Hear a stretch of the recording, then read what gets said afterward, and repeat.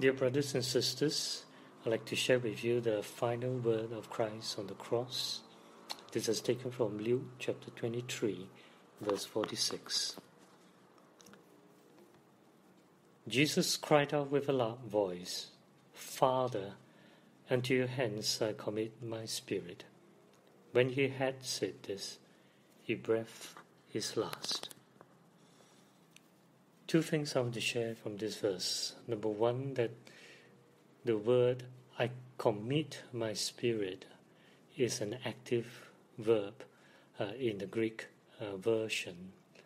The English translation we have translated in NIV as commit, in other versions as "I commend my spirit," or "I place my spirit unto your hands," or "I entrust my spirit."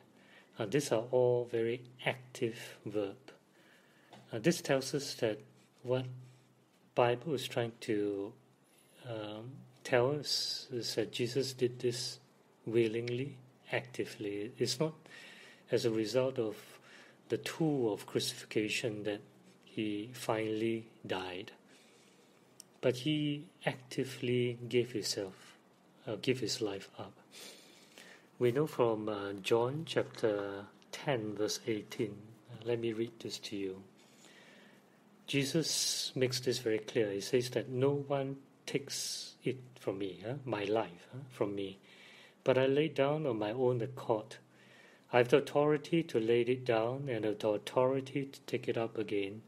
This command I receive from my Father. And that's what Jesus clearly explained, that I died, I give up my life willingly on the cross. That's for you and I. That's tremendous.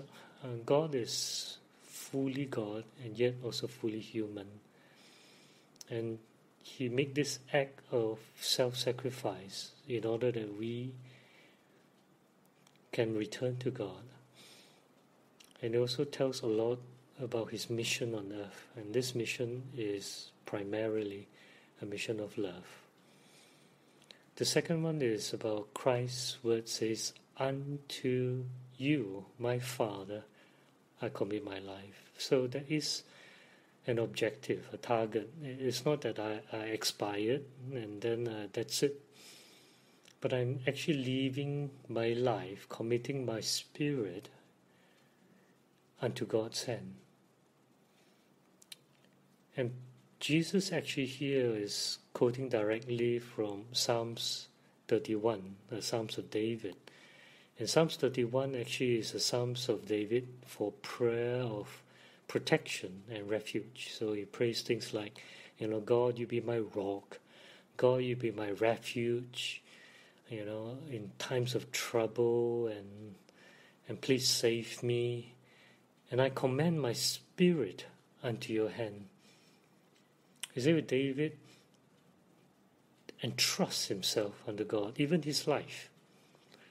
In the same prayer, now Jesus is quoting from Psalms 31, saying that I commit my life unto God's hand. And sure enough, what happened that 3 days later, God raised Jesus from the dead. God knows what to do with our lives. And we can, in the same way like Jesus, commit our lives unto his hands, unto God's hands. So what does this tell us today? The two things. First is that the fact that Jesus willingly died for us, we are assured that he loves us. And this is his purpose for us, his mission. And the last word was, "It is finished." That speaks a lot. And the whole purpose of creation and redemption comes to this climax, that he died in order to reconcile us back to God, to redeem us. He willingly does it. Willingly, not grudgingly, not under compulsion, not out of duty, but he willingly, and that can only be explained by he loves us, and God is love. And secondly, like Jesus who commit his life unto God, and the moment when we come to the end of our earthly life, we can do the same. And we can trust God. And we don't die simply just dying. We can say this same prayer that David prayed in Psalms 31 too. Father, I fought a good fight. I've run the race. And now I know that there is a crown laid and prepared for me when I die. And that you will receive my life unto you. So unto your hand I give up my life. Amen.